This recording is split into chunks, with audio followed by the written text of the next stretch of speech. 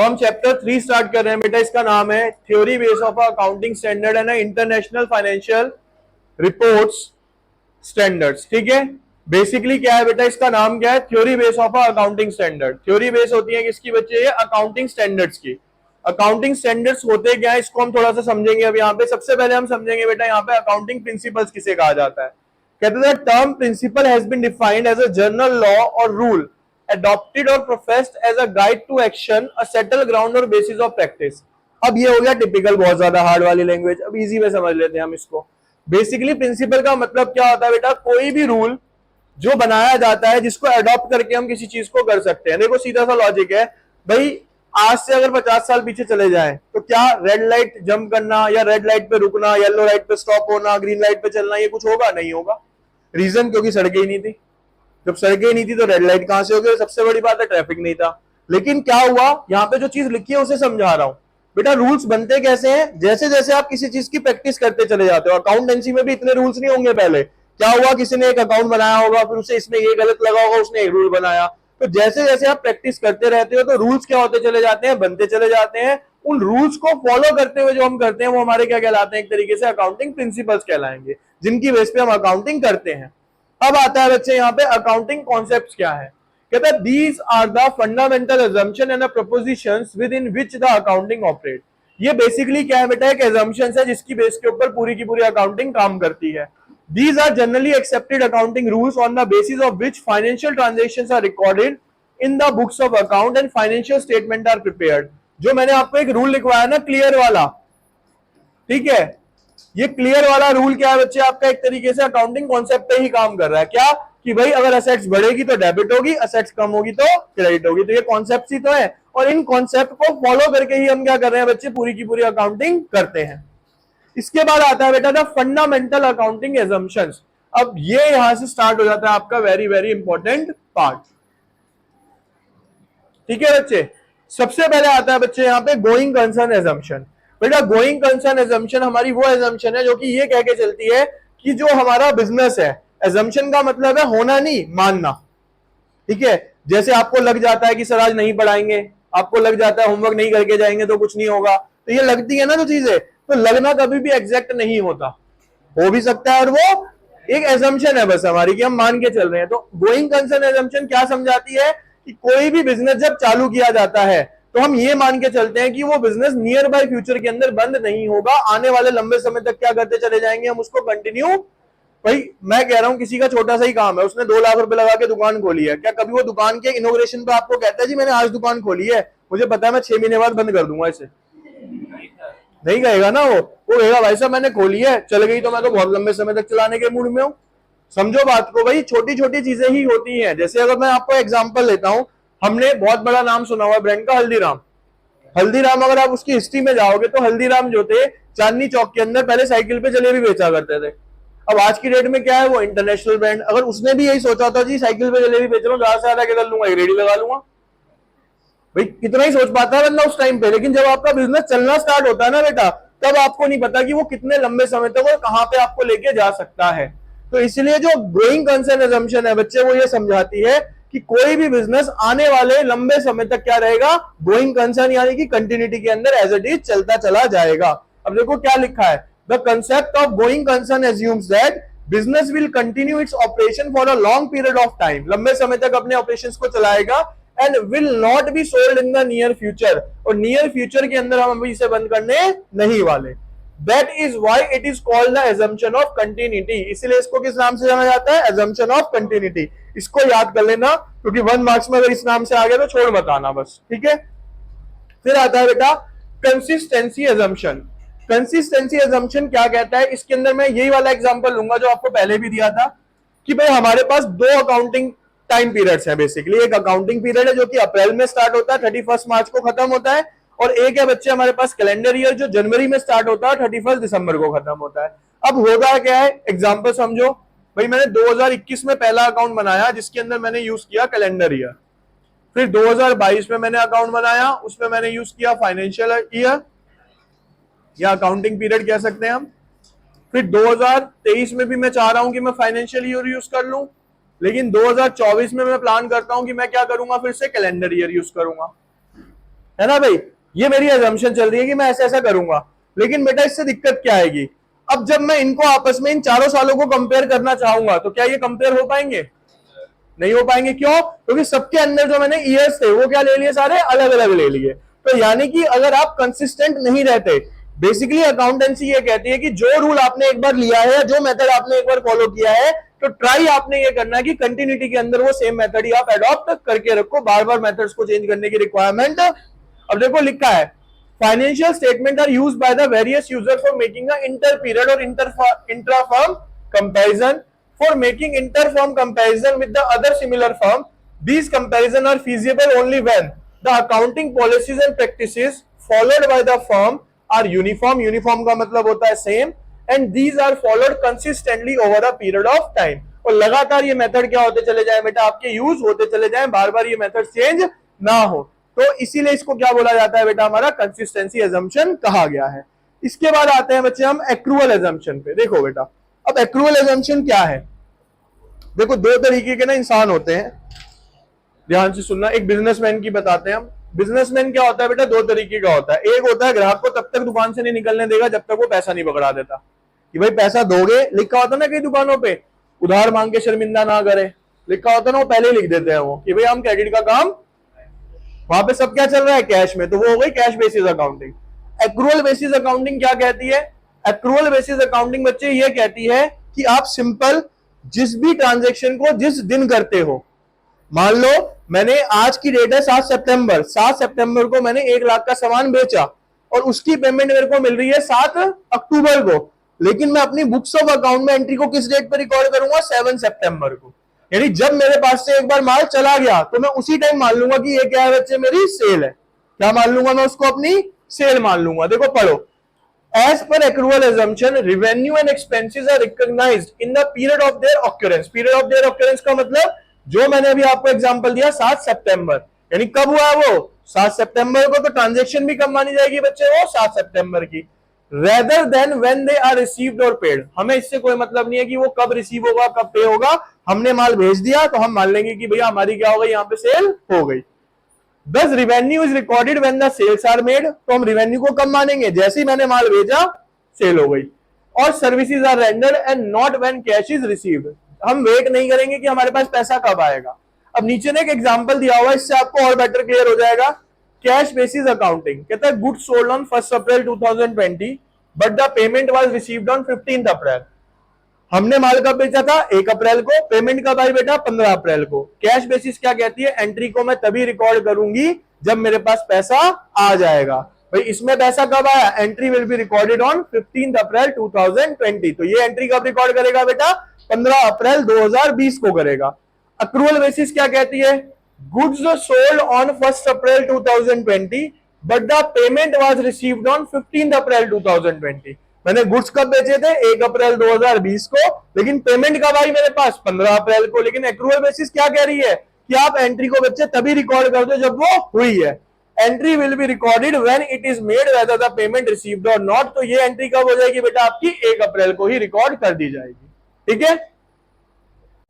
Accounting principle के अंदर अगर बात करी जाए बेटा, सबसे पहला प्रिंसिपल आता है आपका अकाउंटिंग एंटिटी और अ बिजनेस एंटिटी प्रिंसिपल। अब बिजनेस एंटिटी को, इसको एक अलग नाम से भी जाना जाता है बच्चे, वो है separate legal entity.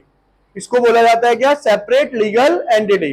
Separate legal entity हमें ये समझाती है, जो क्रेडिटर डेटर्स वगैरह आप सब पढ़ते हो ना कैपिटल के रूप में, ये इसी रूल की वजह से पढ़ा जाता है। क्या कि owner and a business both are a distinct entity. दोनों ही क्या होते हैं बच्चे, सेपरेट होते हैं। इसीलिए जो ओनर के द्वारा बिजनेस में कैपिटल दिया जाता है वो बिजनेस के पॉइंट ऑफ व्यू से क्या होता है, उसकी लायबिलिटी होता है कि उसे ओनर को क्या करना है, वो पैसा वापस करना है। क्योंकि जितना भी ओनर ने पैसा बिजनेस में लगाया है वो बिजनेस का नहीं है, वो किसका है, ओनर का। और ओनर और बिजनेस दोनों ही क्या है बच्चे, एक तरीके से सेपरेट लीगल एंटिटी है। ठीक है। According to the business entity principle, business is considered as a separate entity distinct from its owner. अपने ओनर से क्या होता है, बिल्कुल अलग। The proprietor of a business is considered as a creditor of the business. अभी बताया ना कि जो बेटा प्रोप्राइटर होता है वो क्या होता है, बिजनेस का एक तरीके से क्रेडिटर होता है to the extent of his capital. जितना कैपिटल उसने बिजनेस में लगाया, मान लो उसने 10 लाख रुपए लगाए हैं, तो बिजनेस की लायबिलिटी है कि 10 लाख रुपए उसने अपने ओनर को वापस देने हैं। His capital is considered as a liability of the firm similar to the borrowing from the outsider. जिस तरीके से मैं बैंक से लोन लेता हूं उसी तरीके से अगर मैंने कैपिटल भी लिया है तो वो भी एक तरीके की क्या है, बिजनेस के लिए लायबिलिटी बन जाती है। ठीक है, फिर आता है बच्चे यहाँ पे money measurement principle. Money measurement principle क्या है, कहता है according to this principle only those transactions are recorded in the books of account which can be measure in terms of money. जिसको मैं किसमें मेजर कर सकता हूं बच्चे, पैसे में। For example sale of good 1000, purchase of goods from Ram 5000। अगर यहाँ पे अमाउंट नहीं होगा तो मनी मेजरमेंट कॉन्सेप्ट में। Accounting period principle. अब देखो बेटा, अकाउंटिंग पीरियड तो हमने समझ लिया कि सर फाइनेंशियल ईयर आपने बता दिया कि 1 अप्रैल से लेके 31 मार्च तक होता है, लेकिन एक्चुअल में होता क्यों है इसका रीजन समझेंगे आज। ठीक है, कि अकाउंटिंग पीरियड बना क्यों। बेटा अकाउंटिंग पीरियड इसलिए बना था, बेसिकली क्या होता है कि मान लो कि गवर्नमेंट, अब आप ही लोग हो, मैंने पहले भी एग्जांपल कंटिन्यू करता हूं दोबारा से। भाई आपको ये पता है, जब से आप पढ़ाई करते आ रहे हो तो आपको पता होता है कि हमारे सितंबर अक्टूबर के अंदर क्या होते हैं, फर्स्ट टर्मिनल होते हैं, फरवरी मार्च में हमारे फाइनल टर्म होते हैं और हमारी क्लास क्लियर हो जाती है। यानी आपको स्कूल वालों ने एक टाइम पीरियड दिया हुआ ना कि इसके अंदर हमें एक क्लास कंप्लीट करनी है अपनी। अगर ये टाइम पीरियड ना हो और जो आप हालात देख रहे हो, बस इतने में ही समझ जाओ कई बच्चे कौन सी क्लास में बैठे हो आज तक। ठीक है ना, और क्लास में बैठे ना वो अपनी इच्छा से बैठे हो, अरे आगे जाएंगे तो पढ़ाई हार्ड हो जाएगी, कोई नहीं चौथी चलने दो, 4 बार कर लेंगे 5 बार कर लेंगे, कोई दिक्कत ही नहीं है हमें। क्यों, अब रूल बना ना बच्चे, रूल क्यों बना कि आप पे एक प्रेशर आया कि हमें इस टाइम के अंदर ये चीजें कवर करनी है। तो सेम यहाँ पे अकाउंटिंग पीरियड प्रिंसिपल क्यों बनाया गया, अकाउंटिंग पीरियड प्रिंसिपल इसलिए बनाया गया कि अगर बिजनेस की लाइफ हम मान के क्या चल रहे हैं, बहुत लंबी है, अगर गवर्नमेंट आपको टाइम ना दे कि आपको हर साल अकाउंट बना के देने हैं या इस अकाउंटिंग पीरियड के अंदर आपको काम पूरा करना है, तो कोई भी पूरा नहीं करेगा। अब आप सिंपल सा लॉजिक लगा के चलो, सिंपल देखना यहां पे भाई, 31 मार्च आपकी होती है गवर्नमेंट को टैक्स पे करने के लिए क्लोजिंग ऑफर डेट। ठीक है, मार्च से गवर्नमेंट आती है अप्रैल पे, मई पे और जून पे, यानी ये 3 महीने और एक्स्ट्रा देती है गवर्नमेंट। जबकि सबको पता है कि 31 मार्च लास्ट डेट है, और ये आज से नहीं है, कई सालों से 31 मार्च ही लास्ट डेट है, लेकिन गवर्नमेंट को भी पता है प्लस लोगों को भी पता है कि गवर्नमेंट ने डेट एक्सटेंड करनी है। अब लेकिन होता है इसके अंदर भी, अब गवर्नमेंट भी बेटा थोड़ी स्मार्ट होती चली जा रही है। जैसे अभी एक रूल आया था कि आपको अपना पैन कार्ड जो था वो आपको आधार से लिंक करना था। ठीक है, ये तो गवर्नमेंट की मजबूरी हो जाती है क्योंकि गवर्नमेंट का इनकम सोर्स है बेटा ये तो वो तो डेट आगे बढ़ा देती है, चल दे देंगे इसी बहाने। अब आते हैं हम पैन कार्ड और आधार कार्ड को लिंक करने पे। गवर्नमेंट ने एक डेट दी कि भैया अब तक आप इसको करवा लेना, अदरवाइज उसके ऊपर क्या है, आपका 1000 रुपए का फाइन लगेगा। लोगों ने क्या लिया, काफी लाइटली ले लिया कि यार गवर्नमेंट का काम है ना, डेट तो आएगी एक्स्ट्रा, नहीं करवाया। लेकिन उसके बाद जो भी करा रहे हैं सबके 1000 रुपए लग रहे हैं। ठीक है, ऐसे ही और बहुत सारी चीजें गवर्नमेंट करती है। कैसे, मैं बताता हूं आपको। ये तो हो गया आपका पैन कार्ड और आधार कार्ड लिंक। अब बेसिकली क्या होता है बेटा, जब आप गवर्नमेंट डिपार्टमेंट्स की बात करते हो ना, कुछ पेनल्टीज होती हैं जो कि आपको पे करनी पड़ती हैं। ठीक है, अब वो पेनल्टीज है क्या, अगर आप टाइमली किसी भी चीज की पेमेंट नहीं करोगे। देखो पहले क्या था हमारे यहाँ पे, सिंपल बताता हूं, आज भी है। अगर हम अपनी पर्सनल लाइफ में लेना, 2 चीजें भरते हैं हम, जो हर कोई भर रहा है, आपके घर में भी हमारे घर में भी, ये है और ये है बेटा बीएसईएस को इलेक्ट्रिसिटी बिल। ये 2 कॉमन चीजें हम सब भरते हैं। ये अभी भी पूरे तरीके से किसके हाथ में है, ये पूरा किसके हाथ में है। ठीक है, अब डिफरेंस देखना, अगर आप घर पे जाके पूछना जी हाउस टैक्स कितना ड्यू है, हाउस टैक्स कितना ड्यू है, सब कहेंगे 5 साल का, 4 साल का, 6 साल का, 10 साल का चल रहा है, भर देंगे। क्यों, क्योंकि सरकार का है। वेट किस चीज का कर रहे हैं मैं बताऊं, जब 5-5 साल का इकट्ठा हो जाता है, 7 साल का इकट्ठा होता है, गवर्नमेंट क्या करती है, ऊपर का इंटरेस्ट माफ कर देगी, आपको एक डेट दे देगी, रिबेट दे देगी, तो बंदे बैठे हुए हैं, चलो भर देंगे कोई बात नहीं, कहां जा रहा है। इस चक्कर में क्या हो रहा है बेटा, वो बढ़ता चला जा रहा है। ठीक है, अब हुआ क्या, यही हाल पहले क्या था बेटा हमारे यहाँ पे, जो आपका पहले क्या चलता था, विद्युत डिपार्टमेंट यानी बिजली इलेक्ट्रिसिटी बोर्ड था ना, वो भी गवर्नमेंट था। होता क्या था, अच्छी अच्छी फैमिलीज का बता रहा हूं आपको, अपने एरिया में ही फाइनेंशियली स्ट्रांग है, मतलब महीने का 5-7 लाख रुपए कमा रहे हैं, बिजली का बिल आ रहा है 10,000 रुपए नहीं भरते थे, भर देंगे, क्या हो गया। मतलब सब इसे इंतजार में रहते थे कि जब फाइनल सेटलमेंट का टाइम आएगा ना, 5 लाख का बिल होगा, गवर्नमेंट अपने आप ही 2-2.5-3 लाख रुपए में सेटल कर लेगी, समझ रहे हो। तो वो वेट में रह गए रहते थे, नहीं भरते थे। अब आओ बीएसईएस के ऊपर, हाउस टैक्स अभी भी ऐसे ही चल रहा है, जबकि गवर्नमेंट क्या कहती है, गवर्नमेंट इतनी अच्छी है भाई, इतना कुछ देती है ना आपको अगर ढंग से चलो। वो कहती है अगर आप टाइम से पहले हाउस टैक्स भरते हो तो आपको 10% का रिबेट है उसके ऊपर। टाइम से पहले अगर हाउस टैक्स भर दोगे उसकी लास्ट डेट से पहले पहले तो 10% की छूट मिलती है, लेकिन नहीं भरते हम। ठीक है, हमें इकट्ठा करना है क्योंकि वहां पे पेनल्टी नहीं है, पता है हमें, लगेगी भी तो पता है बाद में कभी राइट ऑफ हो जाएगी, सही करवा लेंगे, कुछ चलता रहेगा। बीएसईएस सिंपल कहती है, कुछ नहीं कहती भाई, ये सबसे बढ़िया बंदे हैं। ये क्या कहते हैं, फर्स्ट मंथ का बिल आएगा, दूसरे महीने का बिल, देखो इनके ना कलर स्कीम बहुत अच्छी है। पहला बिल आता है आपका येलो वाला, अगला बिल आता है आपका, तीसरा बिल आता ही नहीं है, मीटर काट जाते हैं। ठीक है ना, मतलब तीसरा कलर ही नहीं चुना उन्होंने कहा जी दूसरा बिल है रेड, रेड का मतलब खतरा, बिजली का बिल भराओ अदरवाइज।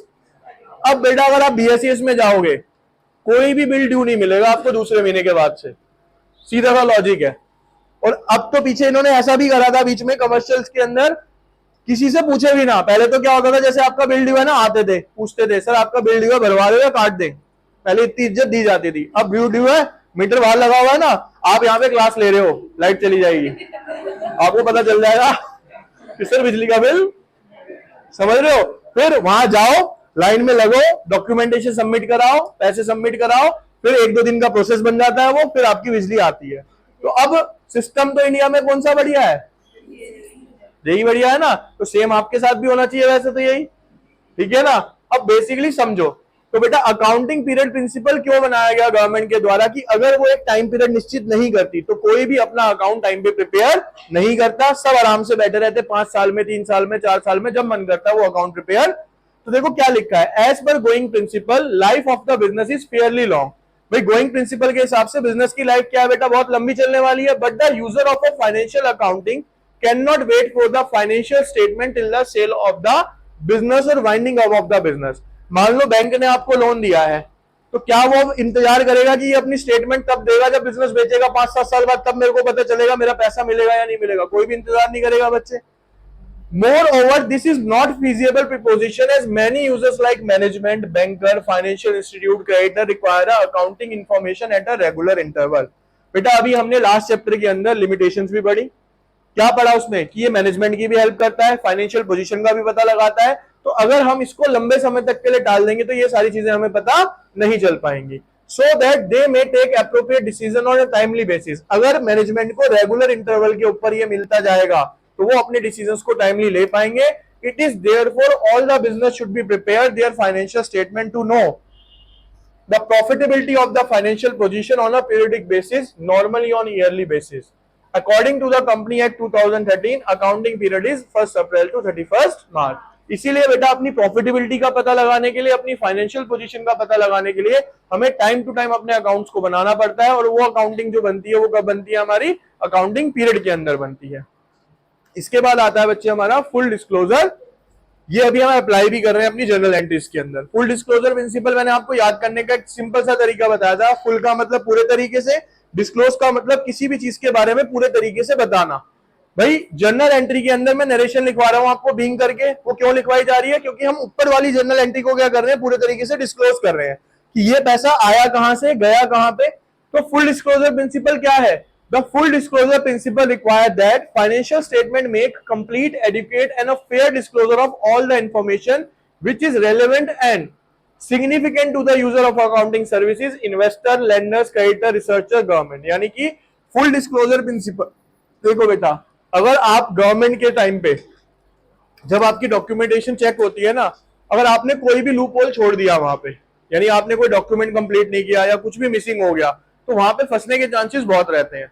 तो फुल डिस्क्लोजर प्रिंसिपल क्या कहता है कि एक एक ट्रांजेक्शन को आपको पूरे तरीके से क्या करके बताना पड़ेगा, वहां पे डिस्क्लोज करके बताना पड़ेगा कि ये पैसा मेरे पास कहां से आ रहा है और कहां पे जा रहा है। ठीक है, इसके बाद आता है बेटा प्रिंसिपल ऑफ अ कंजर्वेटिज्म और प्रूडेंस। देखो ये सबसे इजी और इजीली याद होने वाला होता है हमेशा से। ठीक है, देखो प्रिंसिपल ऑफ कंजर्वेटिज्म और प्रूडेंस क्या समझाता है बेटे, ये समझाता है कि एक अच्छा बिजनेसमैन बच्चे वो होता है जो आने वाले लॉसेस के लिए अपने आप को तैयार करके रखे, ना कि प्रॉफिट के लिए तैयार हो। भाई क्यों, लॉस तो क्या है जो मेरे पास से जाना है, तो मैं तैयारी किसके लिए करूंगा, लॉसेस के लिए करूंगा ना। भाई प्रॉफिट तो वो है जो मेरे पास, तो वो रिस्क फैक्टर नहीं है मेरा। रिस्क फैक्टर क्या है मेरा? यहाँ पे लॉस है। तो देखो यही लिखा है, according to the principle of conservative, if the management anticipate loss, अगर मैनेजमेंट को लगता है कि आने वाले समय के अंदर क्या हो सकता है, कोई लॉस हो सकता है, तो provision should be made for loss. तो हमें पहले से उसके लिए क्या बना लेना चाहिए बेटा? प्रोविजन। क्या ये सिर्फ अकाउंटिंग में होता है? नहीं भाई, हम अपने घर के अंदर, ध्यान से सुनना, क्या हमारी गाड़ी का एक्सीडेंट हुआ है जो हमने उसका इंश्योरेंस करवाया? पहले से कराया ना। क्यों? क्योंकि मुझे पता है गाड़ी अगर सड़क पे चल रही है तो भाई कहीं ना कहीं लग सकती है, उसमें लॉस हो सकता है, तो मैंने लॉस के लिए पहले से क्या बना लिया कि इंश्योरेंस क्लेम करा लिया। हेल्थ है, सबको पता है भाई हेल्थ का कुछ पता नहीं है कब किसी को क्या बीमारी लग जाए, तो हम उसी के लिए पहले से मेडिक्लेम करा के चलते हैं। तो वो भी क्या है बेटा? एक तरीके से आने वाले लॉसेस की तैयारी आप पहले से कर रहे हो। आने वाले लॉसेस की तैयारी क्या कर रहे हो बच्चे? आप पहले से। ठीक है। लेकिन अगर प्रॉफिट, आपको लगता है कि कुछ प्रॉफिट होने वाला है, it should not be recorded in the books of account unless it is realise. Profit को मैं तब तक नहीं मानूंगा जब तक वो मेरे पास रियलाइज नहीं हो जाता या मेरे पास आ नहीं जाता। तो बेसिकली शॉर्ट में बोलूं तो हमें सिर्फ आने वाले समय के लॉसेस के लिए तैयार रखना होता है, प्रॉफिट के लिए हमें तैयार। फिर आता है बेटा कॉस्ट और हिस्टोरिकल कॉस्ट कॉन्सेप्ट। देखो, according to the cost concept, assets are recorded in the books of account at their purchase price, which include cost of purchase, transportation, installation and for making the assets ready to use। General entry करी थी बच्चे हमने, क्या था उसमें? भाई आपने 40 लाख की एक मशीन खरीदी, 20,000 रुपए ट्रांसपोर्टेशन के दिए, 10,000 रुपए आपने उसकी इंस्टॉलेशन के दिए, तो टोटल मशीन आपको कितने की पड़ी है? 40,30,000 रुपए की। 1 अप्रैल 2019 को मैंने एक कार खरीदी 5 लाख की। At present the value of car is 3 lakh, but as per the historical cost concept we record the value of car at a purchase price, not at a present price। historical cost concept क्या कहता है कि आप अपनी books के अंदर entry को उस प्राइस पर रिकॉर्ड करेंगे जितने में आपने उसको खरीदा। ठीक है। हिस्टोरिकल कॉस्ट क्या हो गया? नाम से पता चल रहा है ना, हिस्टोरिकल कॉस्ट, यानी जिस प्राइस पे आपने किसी चीज को खरीदा था, आप अपनी बुक्स के अंदर बच्चे उसी प्राइस पे क्या करेंगे? उसको रिकॉर्ड करके चलेंगे। ठीक है।